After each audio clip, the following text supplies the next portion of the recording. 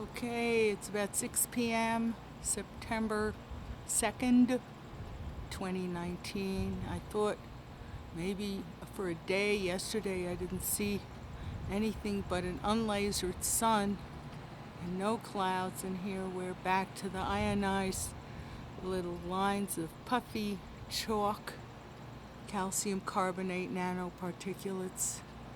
And there we have the chemtrails, the lasered sun, and just an ionized sky there.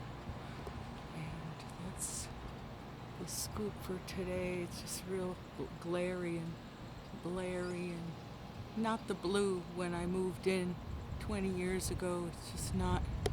I'll take a close-up of some of these patterns. And they're all over Arizona, everywhere I go, miles around. All kinds of weird stuff going on here. Take a look at that. What's that?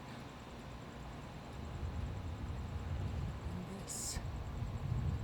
What's that? Thank you.